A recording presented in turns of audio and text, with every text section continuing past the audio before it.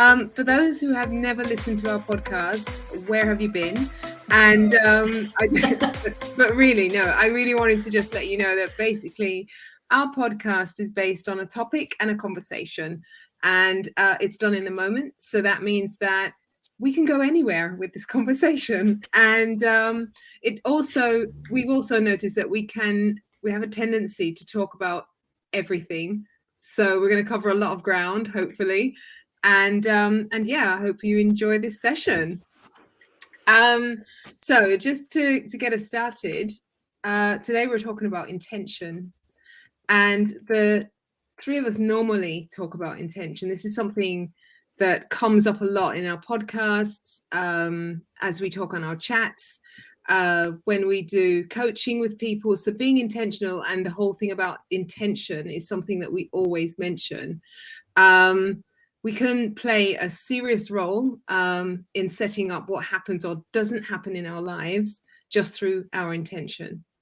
Especially when we understand that you can either sit on the fence or you can be misdirected by intentions. So intentions is quite an important thing, but it's also a wide topic. So there are two aspects I was looking at when I was thinking about the whole thing. And one aspect was how you have to have the right intent if you are leading something. So if you're leading a project, if you're leading people, you have to have the right intention and how you're going to do that, because actually people understand or can pick up if you don't have the right intention. So if you have the wrong intention, it's very easy for people to see that. And the second part, which is probably what we're going to settle on, is being intentional as an individual and how your ideas become reality. And not dependent, this is all dependent on basically how committed you are. And that determines whether or not you meet your goals or not, and so on. So it's all connected to that. And I just thought, even though I feel as if I've just overcomplicated the topic even more, perhaps I'll just head to Jenny and ask her, what does she think about the whole thing? Thank you. Being intentional, I think it's such a big phrase. And when I was doing the keynote speaking session at the PRSA event earlier on this year, it was all about how to be intentional. That was the theme of their conference. And I talked about how you can go from panic to purpose. And I think probably the biggest thing for me when I think about being intentional is that you have to have purpose to do that. And when I was talking about it at that event, that was the one thing that stayed with me, is that without purpose, it's very difficult to be intentional, because you've got to kind of have that hooked back to something. So for me, they're quite interlinked. And I think it's very easy to have purpose and not be intentional, because you cannot do very much, but you can't really be intentional without purpose. So it's just making sure you've got that alignment, I think, between those two things. Because for me, when I think about being intentional, that's completely linked with taking action. So I join those two things together wrongly. But if someone said, oh, you're being very intentional about that, that's because they're seeing action being taken linked to a purpose or something else. So to me, they're kind of linked. Yeah, I you're absolutely right. I think it's linked to that, but it's also linked to clarity. And it's funny because when I Googled the whole thing about intention, Deepak Chopra came up, and I was like, oh my gosh, that's really deep. I did not take any of his notes, but then at the same time, when I read what he had, it all went down a real deep rabbit hole, which was really weird. Advita, what do you reckon? No, I do think, and I can see why Deepak Chopra would have been one of the first hits on Google, because intention is quite meaningful. I think we were just saying before we came on live that it can be a bit emotional, I think, and I completely agree with Jenny about it being attached to purpose. It has to be attached to purpose. Otherwise, you kind of just flop about. And we've all been there. I am like self-named queen of procrastination, and normally when I'm procrastinating and I'm trying to be intentional, I recognize that's because I don't have the purpose. Like, why am I doing what I'm doing? I feel like you're intentionally procrastinating then. I'm intentionally procrastinated. That's my purpose, to procrastinate. And it is. And we all do it, right? We all procrastinate, we all kind of faff about. There's different elements to that. It's to do with the fact that our imposter syndrome can play a big part in that. Our confidence is lacking a little bit. We don't know what direction we're going in. We're getting different bits of feedback. We now live in a society where everybody has a view and an opinion about everything almost. And we can lose our train of thought in what we're trying to achieve. And that's why purpose is so important. And you have to be quite clear, I think, when it comes to intention, is what is that purpose? You know, what are the outcomes we're looking for? And what do you need to do in yourself to create and to take action, whatever you're doing, whether that's wanting to learn more about inclusion and diversity, whether that's delivering a campaign or a project, whether that's giving advice and support to a leader. There has to be intention and everything, but I completely agree with Jenny, there's purpose underlying all of this, purpose and values, you know, and which is why we kind of harp on about that, don't we, in all our kind of sessions, that, you know, understand what your purpose is and what your values are. Because if you don't know that yourself, you're going to struggle. You are going to struggle in articulating exactly what you want to achieve from whatever kind of challenge or problem that you're trying to solve in that moment in time in terms of intention. Yeah, I also, you know, when I think about purpose, and I know we just said that intention is quite a heavy topic as well, but purpose is such heavy topic for most people as well, isn't it? And, you know, one of the biggest comments I get when coaching is how much people are like, well, you know, I don't know what that is. So the minute you say, so what is your purpose? I get perplexed looks of, I've never explored it, or how do I do that? So, you know, one of the things I've done is actually taken the time to explore some of that for myself. And I know that we all have together. But what would you say to people if they needed to know how to approach that whole bit of looking at your purpose? I'm not well, Jenny's doing anything.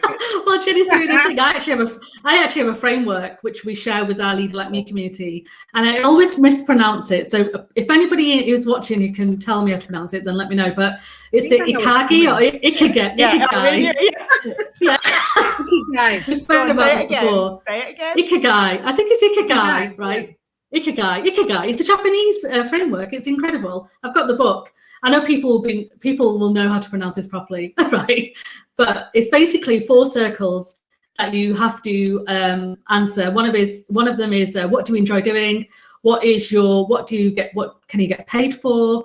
What is your what do you do already? And the 4th one will come to me. But then in the middle, you kind of come up with your purpose. And it is a big question, and it is something that it's not an overnight thing, by the way. And when we speak to folks about purpose, about finding your purpose, it can scare people, because when people kind of a bit like, I don't know what my purpose is. Like, I don't know. I go to work, I make sure my kids are fed, got a roof over my head. But I'm like, well, that's one of your purpose. Like, that's okay. Like, we always kind of go big.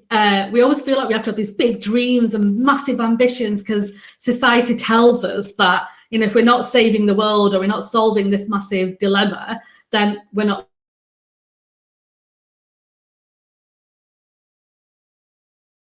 those kind of things. And it is about finding, you know, what I always say is, what's your joy?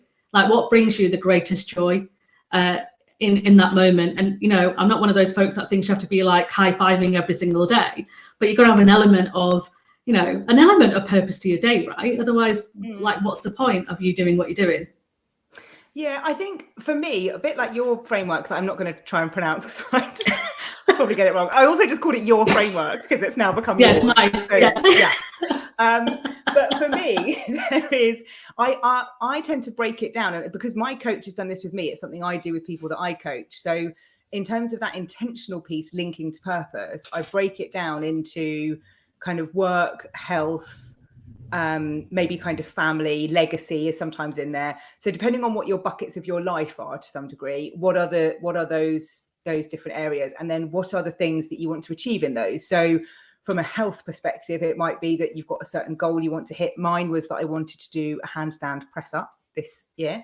Now, that's not about like having a big purpose, but it was a kind of having a goal, and that allowed me to be intentional with my training to kind of get there. So I try and get it into really sort of bite-sized chunks, I suppose. And I think there's something for me that also brings this back to how many connections we're able to have and how we have to edit our choices. And I know I talk a lot about this from reading Matt Haig's work on, you know, we can't do everything. You know, you can't watch every film, you can't read every book. You have to edit your choices for the life that you want to lead.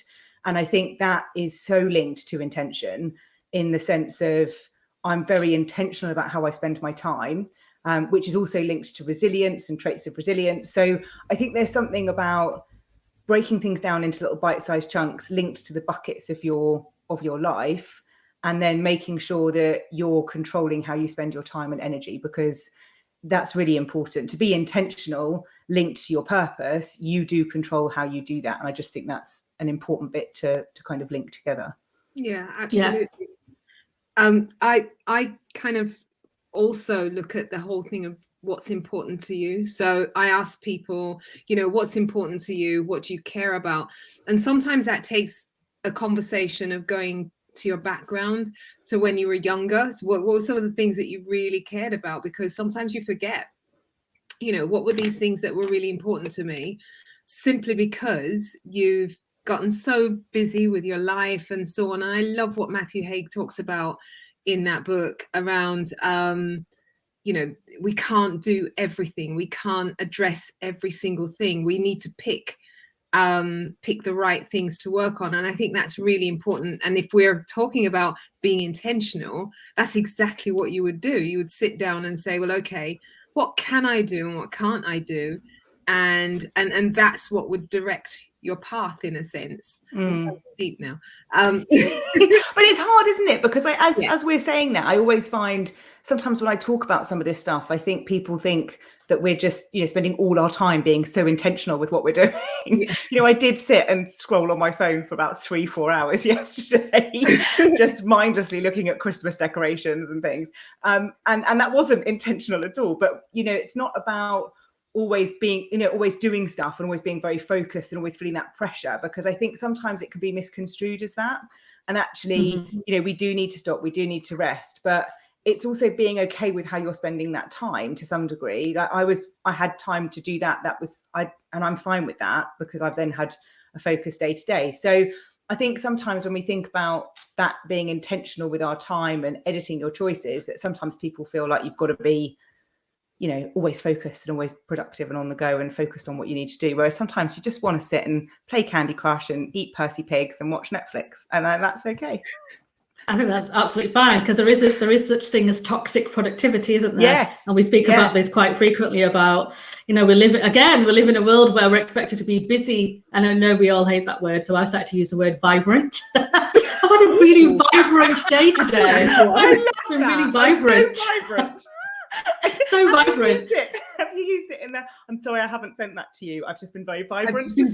No, I will do though. I think it's going to be my next. Anyone who gets an email from me next is like, I've had a really vibrant day. But it's, you know, you do have these days where things are, you know, when I got to a point, and both of you know this because I've spoken about this before, is that when you have 101 different plates juggling, you know, and you're trying to keep that balance, and you're trying to, you know, you've got a bit of a purpose, you've got a greater purpose, you know, for some of the things that we're all involved in, we've got greater purposes. You do put that ridiculous pressure on yourself to keep delivering and keep putting things out there. But we have to take that step back, right? And we have to have that hard stop and go, right, just calm down, Advita. This is me talking to me.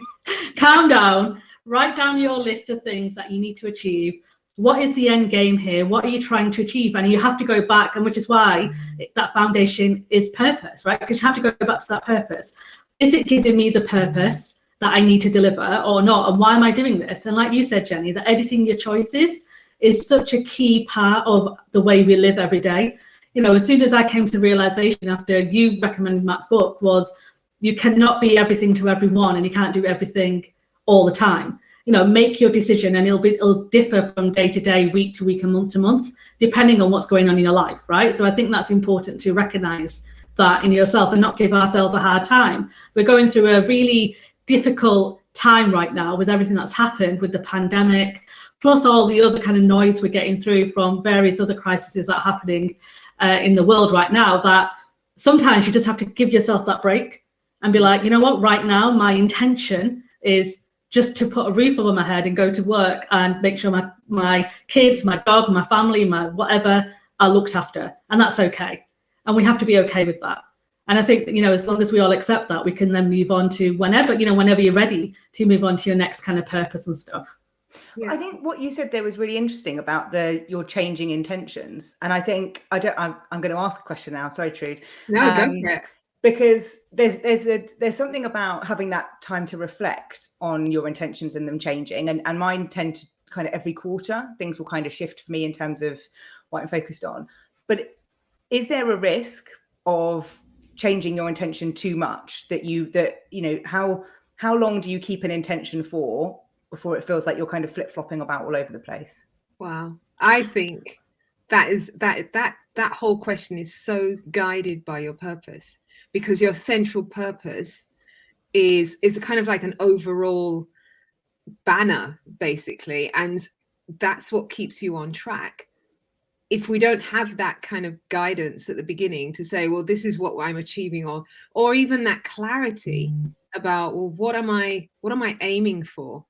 Because clarity for me with this is a huge part of it. And if I don't have a clarity about my purpose, about my goals, and about my vision, then suddenly I can switch my intention every 5 minutes. And, sometimes I do have that attention deficit thing, I'm flitting from one thing to the other. And I always have to pull myself back with a little bit of focus and maybe even some breathing and things like that. And just to say, stop, because it's so easy to start flitting about the place. And then you realize a week's gone and you haven't achieved anything, and you haven't moved towards your purpose. Because again, the whole thing of being intention is that edging forward gradually. You're not suddenly going to be, just because you've written it down, right, I'm going to get it. It's an edging forward, and it's a purposeful, focused, probably even energetic journey towards actually achieving what you want to achieve. Yeah. Otherwise, you've got risk of comparison, right? So we always say, don't we, comparison is a thief of joy. And sometimes if you don't have that, what Trudy said about that kind of, foundation of that purpose, you can end up kind of latching onto other people's intentions and purpose. And that's when comparison plays a big part. And I think that's what, once you kind of understood what that kind of purpose is that you're trying to achieve, comparison kind of slips away a little bit. Because we are in a world where we are comparing against each other. Every day you go on to kind of Instagram or, even Twitter or Facebook or something like that, you're kind of going, oh my goodness, should I have been doing that? Should I have been a comms hero? Of course, you should have been. But, sometimes you have to make that decision. Actually, is it for me or is it not for me? Is it going to help me achieve my purpose, or do I need to focus on something else right now? Because if you need to focus on something else right now, that's okay. Just because everyone else is doing it doesn't necessarily mean you have to do that. And you have to get comfortable. You have to get comfortable with being uncomfortable. That's my kind of big motto. I'm full of mottos today. I know, haven't you? On my screen. They're coming out thick and fast. Which brings us pretty much to tips, to be honest. I'll let Advita keep going. Wow, thanks. Yeah, so many. Oh my God, no pressure at all. And thank you to Andrea, by the way, who has clearly phonetically spelt out how to spell say Ikigagi. That's how you say it, Ikigagi. And that's what I'm going to say. That's my top tip, actually. So check out Ikigagi. And she has actually written, again, done my job for me, where I should be a bit more prepped, the 4 things that you need to be aware of when you're doing your purpose. So check out that framework if you haven't done so already. Did you just hire Andrea to just be here for you? Thanks, Andrea. Thank you for doing the research. Appreciate it. But I do think, Andrea, we'll send you some chocolate. We've got some. We will. So we'll send you some. We will. Yes, DM us your address. We'll send you a little prize. Thank you for that. Yeah. But yeah, start with that. I would say number 1 tip is take some time, don't rush yourself, but get that purpose framework up there and start writing down those things, because it does make a difference. The second thing I want to say is values. And we have kind of hinted about values today, but honestly, the values thing plays a big part as well in terms of intention, because that makes you decide whether you want to take part in that or not, and whether it aligns with your values or not. So I would recommend that you do your values exercise or activity. And Jackie Lefebvre, I think that's how you say her name, she does a great values exercise online, which we'll share the links for as well if anybody just wants to kind of do an automated thing, which is brilliant. And my third one is, just like I said before while we were chatting, is don't be too hard on yourselves. Your intentions, will differ. Like Jenny, I do 90-day plans, depending on seasons, because I'm a bit like that. So I'm very different in different seasons. So summer, I'm a bit more sprightly. Autumn and winter, I start kind of doing different, working on different intentions that will help me, because I'm self-aware to know where my kind of benefit, where I'm good some days, and where I need to be a bit better. And I'll kind of take down my innovation side a little bit throughout winter, because I need to focus on my business at that point. So I'll do a little bit different things at that time. So my planning is very different, and be intentional with your plans, and have your weekly goals set out as well. And one practical thing that I do every day is, and this is Jenny's top tip, was one big thing and 3 little things on my post-it that I need to achieve in that day. And as long as I do those 3 things, then I feel much better about my day. And those are my kind of practical top tips. Great. Jenny? So all of what Advita said, obviously, and the post-it notes is a good one. I think for me, there's a bit about being realistic with being intentional. And I think sometimes we can have the best intentions by trying to think we can overachieve things. But I think we have to come back to, what can I realistically do? Because if you do break them down into sort of work, health, family, legacy, if you want that one as well, then if you had 3 things, or kind of 3 intentions in there, that's still quite a lot of then actions that kind of link to those. So I think it's just being a bit realistic and not over putting that pressure on yourself, and then you under deliver, and then you're in a bit of a shame spiral. Oh, there's Brene. Took us a while to get there. There she is, her little shame spiral. Brene Brown. Oh, we're her #1 fans. But that's what will happen. So being realistic with your intention. I think the other thing, just to bring this into a bit of a work setting, is for people that are, whatever function you're leading, is being intentional with that function. So if you're leading a marketing team or an internal comms or sales or whatever it might be, you have to be clear about what the purpose of that function is and what the intention is for you. So this links to your kind of purpose, and then what's realistic that you can do. I mean, I've always been a fairly small team, so you can't do everything. So you have to be realistic with what's possible in that, and then stick to it. And I think that's probably my 3rd tip, is making sure that your actions are consistent with your intentions. So if you want to, for example, if we go to a work setting, and if you're saying, we're not going to be making people's PowerPoints look pretty, that's not the purpose of our function, then your intention is to make sure that everybody knows that, and your action is then that you don't do that, and you consistently don't do that, because the minute you let that go once, you've allowed that to be okay forevermore. So it's kind of joining all those different dots together, and so those would be my 3. Great. Those are all fantastic. I agree with them 100%.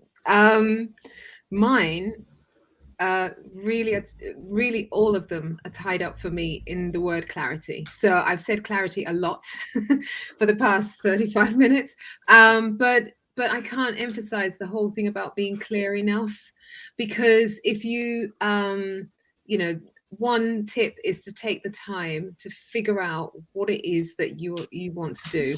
That's the only way you're going to set a goal that you can measure, a goal that you can actually then achieve. And so I think there's a whole piece around doing some brainstorming around, what am I really talking about? When I say I want to hit that goal, when I say my purpose is to change the world, what does that look like? That's mine, and I don't know. Yeah. So it's kind of like, I want to change the world.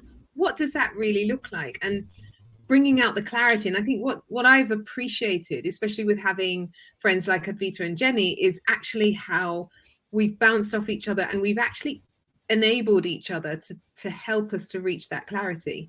So when we have our comms retreats, we get together, and that's exactly what we do. Kind of, I'll say something, and then, from the input from both of them, helps me to get to a place of clarity. And from that clarity, I can be very, very focused on time, what I expend my energy to, and how I will build that intention. So it's a progressive thing, and I think that's exactly how we need to look at it. So look at it as progression. I love what Advita said about, don't beat yourself up if you don't get it all done. And that's really, really important, I think. I think it's that bit about that journey, isn't it? It's we talked on our podcast episode that came out on Friday about motivation, and we talked about the fact that it's not a case of when I get there this will happen. It's enjoying that moment of that journey, but it's being intentional every day. And I know, Advita, you always talk about be better than you were yesterday, and it's that say you every day is just making sure that you're doing stuff that is the right intention for you. And I'd also say things that are helpful, not harmful. So when I talk about resilience training, we always talk about, is it helpful or is it harmful? And that's just something else to consider, depending on how much you're being pulled in lots of different directions, which lots of people are at the moment. That's true. And that is, and that it is, and I think that is my my purpose, is be better than yesterday. It's a simple thing, and as long as I'm better than what I was yesterday, then I'm okay and I'm comfortable with that. And I think you have to find the thing that works for you, but be deliberate with it. And I think that's the key thing. And to Trudy's point about clarity and making sure that you've got your goals, and all three of us are very kind of goal orientated. Otherwise, I know what I am like. If I don't do a goal and I'm not deliberate, I will be the procrastination queen. Like you both know, and I've spoken about this publicly before, like I will stand looking at my neighbour's wheelie bin, wondering why he hasn't taken his wheelie bin in for like 20 minutes. Like that is not adding any value. That is not adding any value to my day. But you do end up doing silly things like that when you don't have like your goals written down and you're not intentionally, not deliberate. It's amazing what you get sucked into. Oh my God, honestly. I feel like you're the person that would stick a note on it. Yeah, I know. Well, no, I am definitely the person who would just like rage and rant about it and then be really nice, like, hi, you okay? And, dodge past the wheelie bin, like cursing myself internally. I am that confrontation sometimes can be. He's much better. If my neighbour ever watches this, you are much better with your wheelie bin. But it's amazing, the distraction. The point of the wheelie bin gate is that it can distract you, right? And if you're not deliberate with your actions and you're not setting your goals, then you will end up doing what I used to do. I am much better. Looking out the window and staring up at the wheelie bin, which is just not ideal at all. What a note to end on before questions. Exactly, I know. Carly, come back. I'll ask us some questions. Anyway, I think we're going to be doing some questions soon. If anybody's got any questions. I don't know. There are some in there, but I know Carly was going to come back in. Oh, there she is. I'm here. Hello. Hello. Now I'm going to pretend that I'm one of you because I'm a fangirl.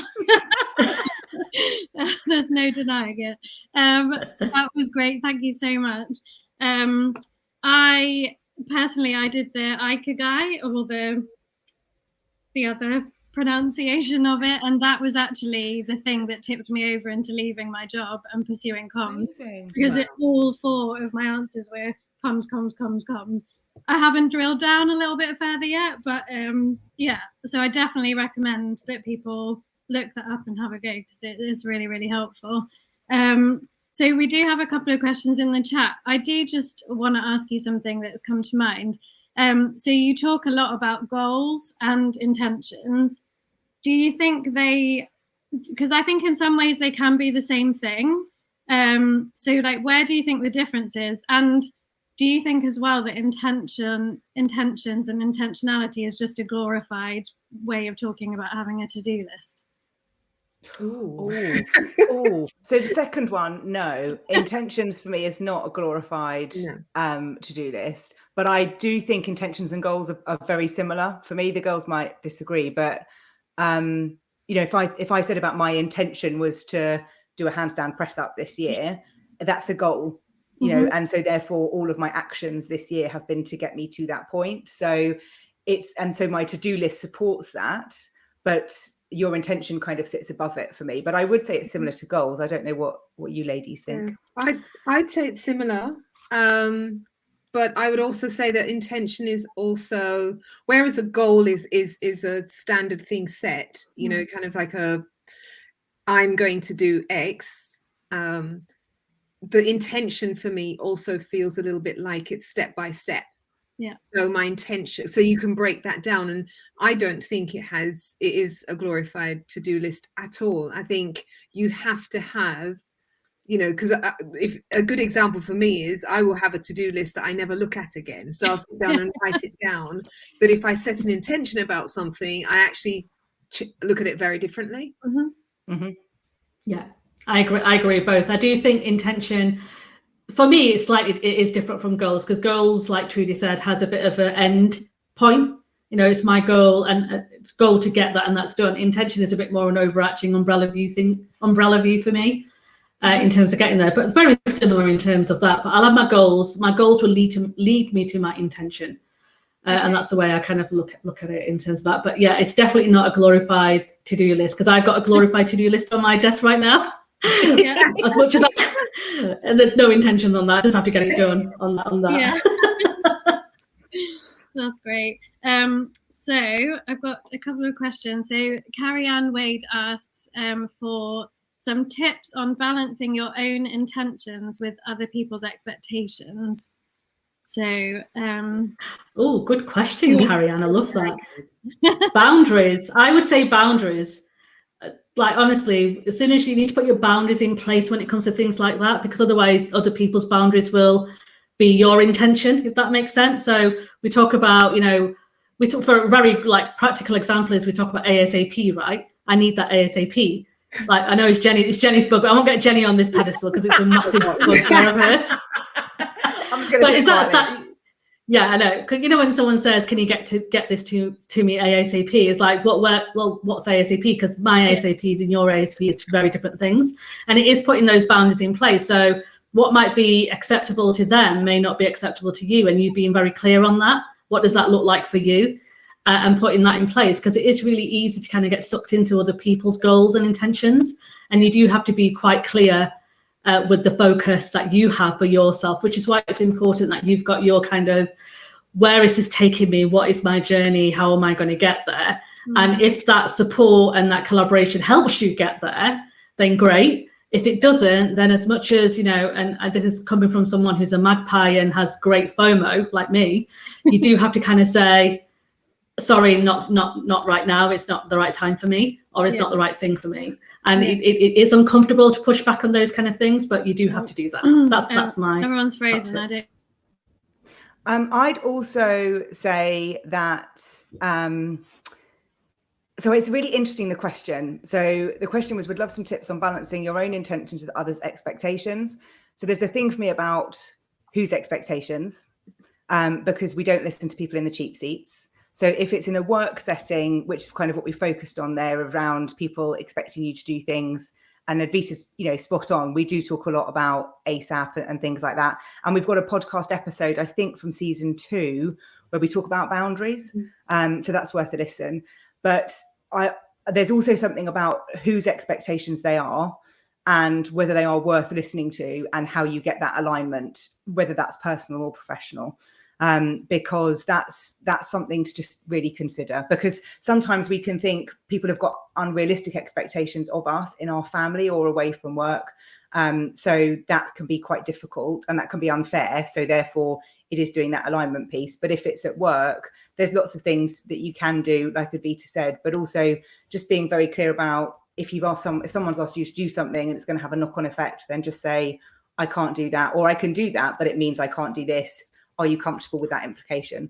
And that's probably the easiest way to manage it. But I would just be mindful of who you're listening to. Mm-hmm.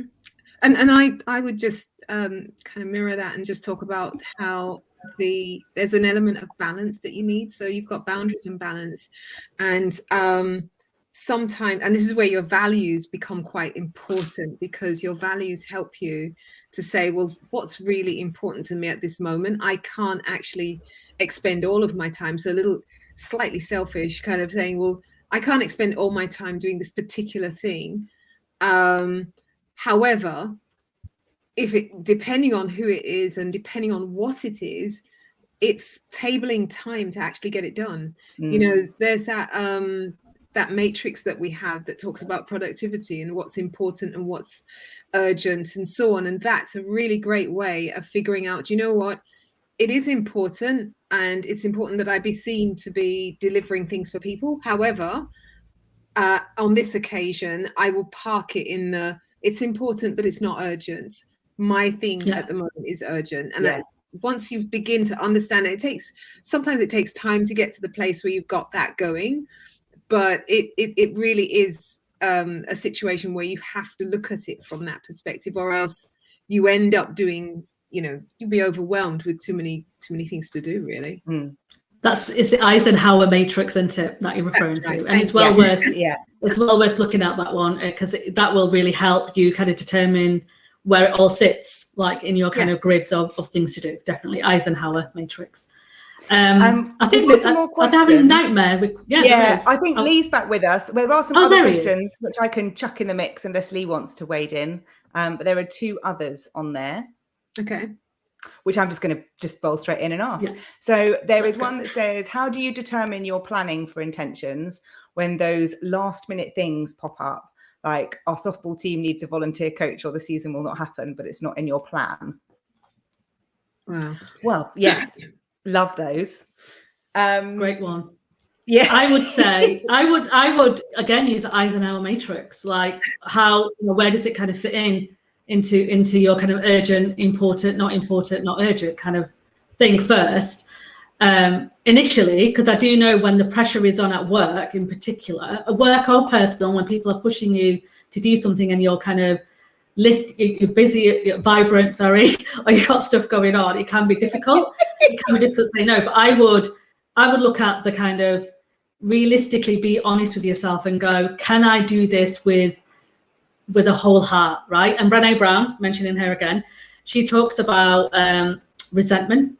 When you're asked to do something and you do it with resentment, it doesn't give you the greatest joy or bring that greatest joy. So you have to be very conscious and aware of why you've been asked to do something and how you're going to respond to that. And it's okay to kind of say, no, not right now because of X, Y, and Z. But maybe next time, or if you can do it next time. But I think it is important to be very clear with what purpose, what value is that going to bring you, and how is it going to help you? Yeah, and I think there's something in that. So Jackie in my team shared with me a link the other day, and it was a TED talk from an ER doctor, and it was she was sharing about how they have this triage system, and you've got kind of red, amber, green, and what it means, and how she uses that and applies it to her every day. We'll pop the link in the show notes to this episode when we go out, and we'll find it and share it on Twitter. But it's a really good example of how you can triage stuff that might come in, and actually what's really a red and what's really an amber. And she gives some great examples of, a house being flooded, a child in A&E. Like, it's really good to kind of make you think about really what needs your time. I think the other thing is making sure that you're not overloading yourself, so you've got that capacity. And I remember having this conversation when I was at work, where I was the global head of comms for FTSE 250, and I was starting work at 6:15 on the train, being in the office, getting to the office at 7:30, and then I'd leave the office about 6:30 to 7 and be home about 7:30, 8 o'clock. I loved it, right? There was no hardship for me in doing that. But I did have a moment towards the end of my time there where I suddenly realized I didn't need to be working all of these hours. And I spoke to my boss and said, I'm kind of working at about 100, 110% probably, and the business is doing very well. So I'm going to just pull back to kind of 90 so that we've got a bit of wiggle room should that be needed if something was to happen. Because at the moment, I've got nowhere to go if you suddenly need me to step in and do something and have that capacity, because I've maxed myself out already. So I made that adjustment and went to kind of 8 till 4. And I still got the same amount of work done. Nothing bad happened, but I had that capacity that should it be needed, I'd put that buffer in place. So I try and kind of plan my life so that if something does come in, I've got that capacity to deal with it. So I'm not overstretched all the time. It can be easier said than done. It just takes quite a bit of practice to protect your time, to enable that sort of buffer, if you like. Yeah, and I think with intention, in opposed to just a to-do list, if things pop in at the last minute, you'll be more likely to focus on the intention than the last minute. And not to say the last minute thing isn't important, however, it can suck you down a rabbit hole, basically, and you end up losing days, you know, concentration on all sorts of things. And so I do think those things that pop up need to be ordered in some way, or you may well do things like, well, let me consider what I would do if this comes up, and how I would handle it if suddenly I need to just do a segue and move into something else. The thing with moving to something else is that you suddenly lose focus. And so then that very thing that you said was an intention, you know, kind of loses its weight. It loses its focus just because you've just switched your attention. However, I do understand, you know, as Jenny said, it's not easy because these are choices you have to make. You've got to say, well, actually, you know, I'm going to maybe disappoint this person, because if you have, I don't know if you noticed, but people always want things immediately. And it's true. They're like, they'll say, I'd love this done. And you think, oh, I'll do it immediately. You do it in a rush.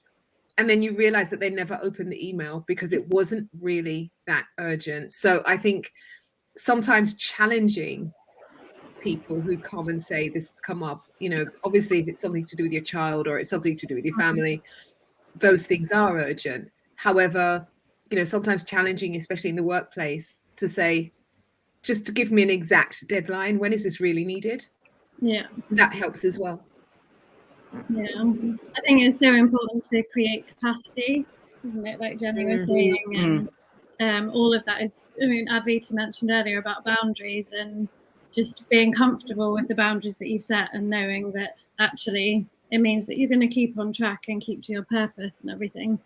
One thing I wanted to ask, it's kind of similar to what Lee's asking in the question, is where do you think the line is between your personal intentions and your professional intentions? So, you know, if you work for an organization and obviously you have to do X, Y, and Z to get a job done, and the organization has a purpose, but then personally you might have intentions that possibly don't align. How would you handle that? I'd leave. Yeah. Yeah. The answer, but yeah, and I've talked about this before, where, and it's it's an easy answer to kind of flippantly say, but it's, you know, one of the reasons I have left, you know, roles in the past is because there wasn't that alignment. Yeah. And I think I also do feel that with the pandemic there is a shift now that we don't necessarily have this kind of work and home, you know, it is one. And I think when you start to look at it a bit more like that, you can start to see how, if this is your, you know, to Advita's point about your values and Trudy's around your purpose, if you look at that as all one for you, then where is the right place for you to work and what's the right thing for you to be doing that's aligned to all of those things, and looking at everything as one rather than separate buckets would probably be the thing for me. Yeah. I think, I think Dan's question specifically is around professional purpose. So he's saying, you know, how do you set your professional purpose in terms of your job roles within your organization, helps stakeholders work smarter with you? And on that note, Dan, I would say it's important that you build that relationship with them and get them to work in collaboration with you. And I know it's easier said than done, and you think it's an obvious answer, but it's amazing, and it amazes me still to this day how many times we make assumptions about certain things without being very clear with the questions that we're asking them. So we can sometimes either listen to other folks' interpretation of that individual and make assumptions based on those kind of gossips and information that we've heard from other sources, that cannot help us build the best relationship with those leaders. And the second thing we can do is use our own knowledge and information and, you know, things that we've learned ourselves, which is a good thing, but we can sometimes put it on that individual and make assumptions about what they need from us. So my top tip on that in terms of professional purpose is to sit down with those leaders and stakeholders and be like, what help do you need from me? And this is how I can help you. And I think being very clear with that intention will help you kind of set your professional purpose, because you do have to have a balance, right? You are working for that organization to deliver against their goals and objectives. I mean, it's great that, you know, it's great to have your own mind and do your own thing. I get that, but you're there to do a job ultimately. So the best way to kind of do that job is open up that kind of gateway have those honest and open conversations and be frank with some of the challenges that you might be being asked to do, some of the things that you must be having to do, and challenge back if it doesn't fit in with what Jenny said earlier about your team dynamics. You know, how many of us, and I'm sure people listening today, have been asked to do things that are above and beyond the resources of that team. And as internal communicators and communicators in general, we can often either accept it and do the late long hours and work weekends and really stretch ourselves too thin without actually looking at the business case of, right, how do I pitch for more funding in this way? So obviously this is what they're asking me to do. So how do I pitch for more funding, and what do I need to get sponsors on board to give me more funding to do this? Or how do I challenge back and put my boundaries in place to tell them that this is not a task that I can do right now because of X, Y, and Z. And if you want me to do this, then I need to stop doing this, this, and this. You tell me what your priorities are in that. And I think that's what your decisions you have to make at the time. Otherwise, you will burn out, and burnout is real at the moment, and you do have to take care of yourselves. Definitely. I'd also think about your personal brand as well, just to, I know we're going to run out of time, and I'm sure Trudy's got something to add. But I would, I think it's about your personal brand, that professional kind of purpose of managing your stakeholders. It's and again, we've talked about this in season 1, but it's making sure that you're kind of considering what that is and how, you know, because Advita's right, you know, how you show up and all of those things is down to you and the relationships that you want to have at work. But so much of that comes down to what your brand is, what you're known for, and how you show up every day. And that's a big part of it. And you can change that. I won't go into it now, but I did have someone years ago say to me, you know, you'll never get here or you'll never get there because of this, that, and the other. Yeah. And I, you know, took that as a challenge and then did, you know, change some perceptions and worked hard on that. So that's always up for grabs for a bit of a discussion. So don't ever feel like you're stuck if you're kind of in one place. There's always ways around it. Yeah, that's really good. So mine just aligns to what both of you've been saying. So there's a huge thing about building rapport, Dan, and I think it's building rapport, listening and questioning, and those are the things that you do against your stakeholder. But also, I think there's a real value in stepping back yourself and being very clear about what you bring, what you are offering. So if you're in a role of communications manager, what are the key things that you are able to deliver so that you can manage those stakeholders' expectations? And I did an exercise at a company once where we looked at, well, what did internal comms bring to the organization? And I started with some insight that talked to the leaders to say, well, what were their expectations of internal comms? And then put together with the team, well, what are we offering to the business, and matched them up. And that for me really helped to be very clear, because it's very difficult. You've got stakeholders coming to throw really minor things for you to do when that's not what you do. But when you really have the conversation with them and build rapport, you realize that actually the only reason why they were throwing those things at you is because they didn't understand what you did in the first place. So, you know, if you ask the average leader or the average manager, what's internal comms? What do we do? You know, so many of them will not know what you're on about.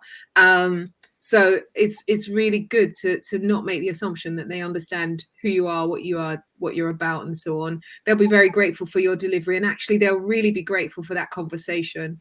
Yeah, that's so good. Thank you so much to the Calm Edged Rebels for this incredible session. You guys are always so insightful. I get so much out of your podcast, and so I'd recommend everyone go and check them out if you're not already a subscriber. You can find them on all the social channels at Calm Edged Rebels, and you can find them all through their individual accounts as well. So do check that out. And so bringing it to a close, and we're going to have a short break, and we'll be back again with the next session. And thank you so much. Let's show them some applause and appreciation through the emojis. Good old. Thank you. Thank you. Everybody.